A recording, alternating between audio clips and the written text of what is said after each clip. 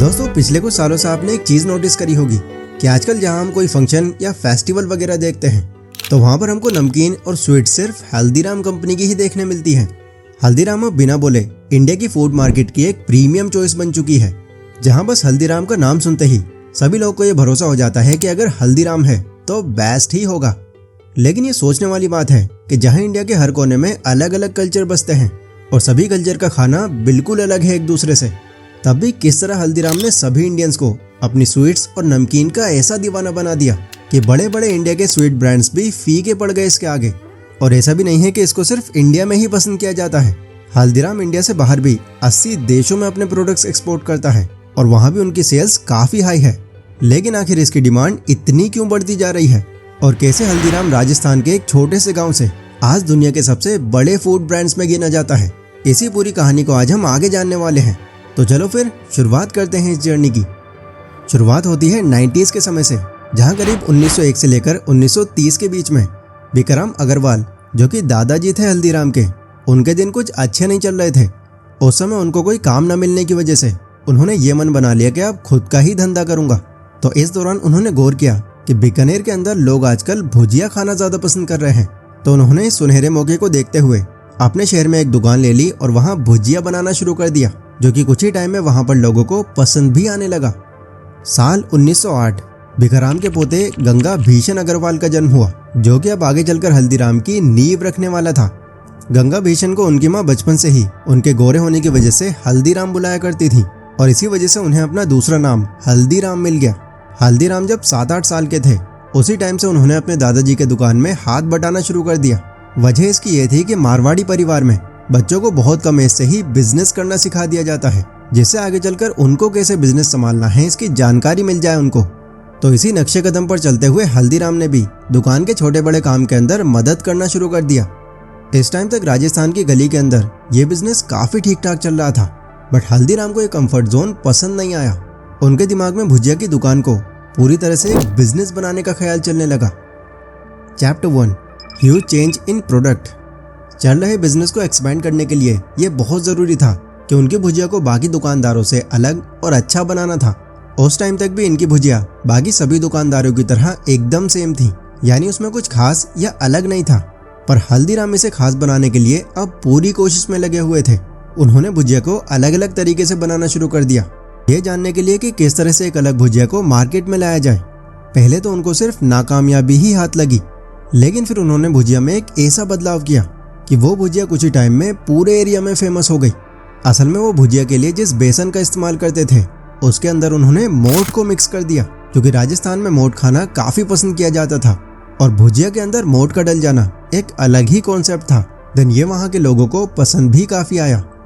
अब क्योंकि हल्दीराम के पास एक एडवांटेज आ गया था, यानी कि अब वो कुछ ऐसा बेच रहे थे जो बाकी दुकानों पे नहीं मिल रहा, तो उन्होंने अपनी भुजिया के दाम को दुगना कर दिया।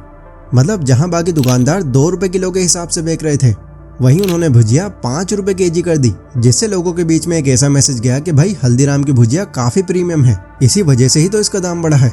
साथ ही साथ जो इनका अगला सबसे बड़ा मूव था, उसने तो मानो उनको एरिया भर में काफ़ी ज़्यादा पॉपुलर कर दिया। उस वक्त बीकानेर के किंग थे, किंग डोंगर, जिनके नाम से हल्दीराम ने एक डोंगर सेव नाम से एक अलग सेव को मार्केट में ला दिया। हालांकि राजा का सेव से कोई कनेक्शन नहीं था, लेकिन तब भी देखने वालों को ये लग गया कि ये राजा के नाम से है, तो जाहिर सी बात है यार, कोई रॉयल चीज़ है। इससे उनकी फ्री मार्केटिंग भी हो गई और हल्दीराम अब एक ब्रांड बन गया।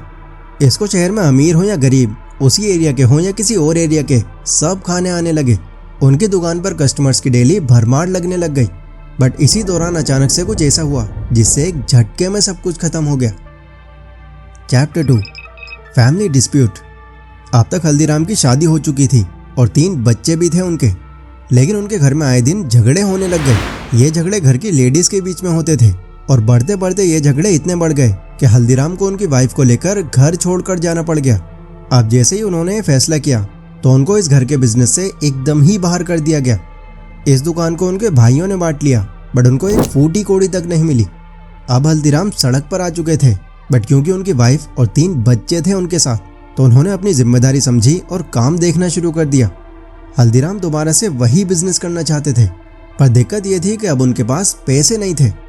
ऐसे ही एक दिन जब वो मार्केट में जा रहे थे तो पीछे से अचानक उनको किसी की आवाज़ सुनाई दी, गंगा, ओ गंगा। यह आवाज़ उनके बचपन के दोस्त की थी। उससे मिलकर हल्दीराम ने जो जो उसके साथ हुआ वो सब उसको बता दिया। तो उसकी ये बातें सुनने के बाद उसके दोस्त ने अपनी पॉकेट में हाथ डाला और 100 रुपये का नोट निकालकर हल्दीराम को दे दिया। असल में ये कोई उधार नहीं था। बचपन में हल्दीराम ने उसकी 200 रुपये देकर मदद करी थी और ये एहसान वो आज तक नहीं भूला था। बट हल्दीराम के लिए ये पैसे एक वरदान की तरह साबित हुए। सबसे पहले तो उन्होंने एक रूम किराए पर लिया एंड अब वो इस तलाश में जुट गए कि कौन सा धंधा शुरू किया जाए यहाँ पर। हल्दीराम की वाइफ मूंग दाल बहुत अच्छी बनाती थी, तो उन्होंने अपने बचे हुए सारे पैसों को मूंग दाल के इंग्रेडिएंट्स में खर्च कर दिया और अगली ही सुबह उन्होंने मूंग दाल तैयार करी और उसे वो बेचने निकल गए। वो उन इलाकों में घूमने लगे जहाँ वर्कर्स ज़्यादा थे। अब यहाँ पर लोगों ने उनकी मूंग दाल को खरीदना शुरू कर दिया और ये मूंग दाल वाकई में लोगों को पसंद आई। अब उनका ये छोटा बिजनेस एक स्टेबल तरीके से चलने लगा और धीरे धीरे वो इससे अपने असली बिजनेस यानी भुजिया पर भी आ गए। और भुजिया आते ही तो उन पर कस्टमर की लाइन लग गई, बिकॉज यहाँ भी उन्होंने वही मिक्सचर अपनाया था जो फैमिली वाले बिजनेस में अपनाया था। उनके इलाके में फिर से ये बात फैल गई कि हल्दीराम अपनी भुजिया के साथ अब वापस आ चुका है, जिससे अब लोग उनकी शॉप में काफ़ी तादाद में आने लगे एंड यहाँ से उनकी ग्रोथ बढ़ती चली गई। Chapter 3, Shiv Kishan Agarwal, second mastermind of Haldiram success. अब तक हल्दीराम के बेटों की शादी हो चुकी थी और उन्होंने अपने पिता के बिजनेस को बीकानेर और कोलकाता जैसी अलग अलग जगहों पर संभाल रखा था।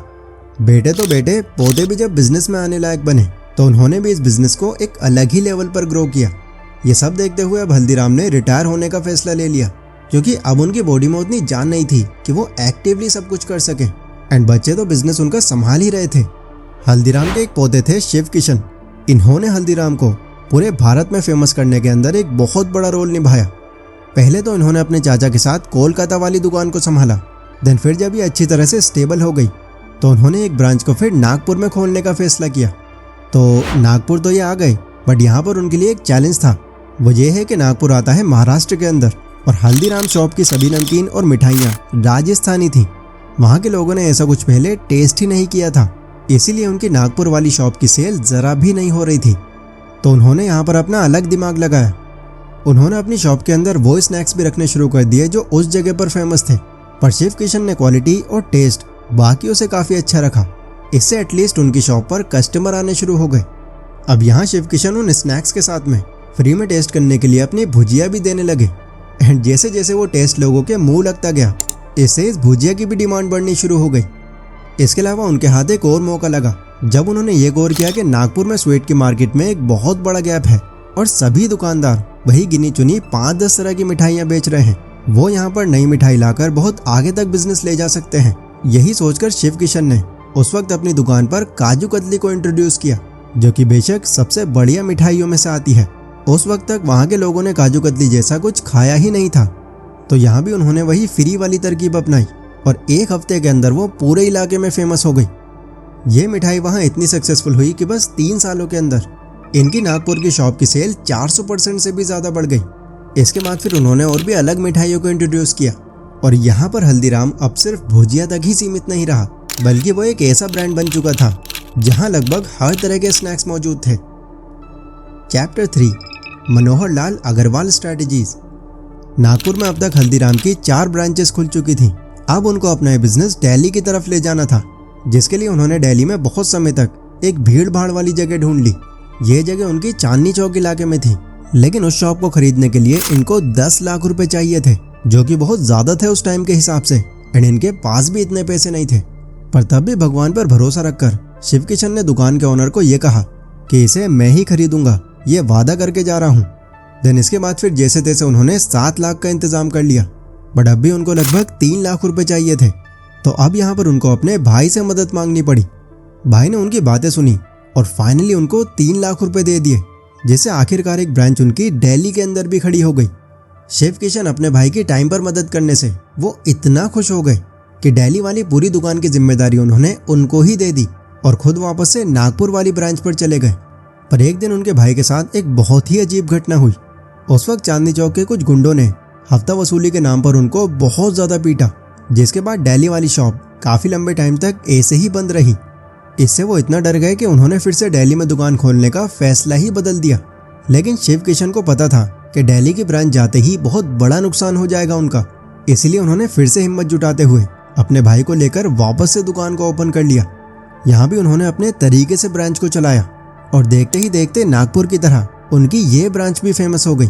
और फिर 2003 तक आते आते इन्होंने अमेरिका तक में अपने प्रोडक्ट्स को एक्सपोर्ट करना शुरू कर दिया। आज करीब 400 से ज़्यादा खाने की चीज़ों के साथ हल्दीराम 80 से ज़्यादा देशों में अपने प्रोडक्ट्स को एक्सपोर्ट कर रहा है और लगभग हर देश में इनके अपने आउटलेट्स भी हैं। अब ऐसा नहीं है कि इतनी बड़ी सक्सेस के बाद उनको बाद में कोई प्रॉब्लम नहीं हुई। साल 2015 में अमेरिका ने हल्दीराम के एक्सपोर्ट को कम्प्लीटली बैन कर दिया, क्योंकि उस वक्त अचानक से ये खबर फैल रही थी कि हल्दीराम अपने प्रोडक्ट्स में इंसेक्टिसाइड्स का इस्तेमाल करता है।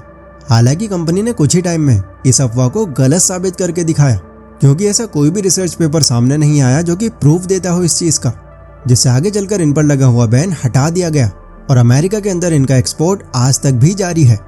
तो ये थी दोस्तों हल्दीराम कंपनी की एक कंप्लीट स्टोरी, जो स्ट्रगल और सक्सेस का एक रोलर कोस्टर थी। टेक केयर और यहाँ तक बने रहने के लिए बहुत बहुत शुक्रिया।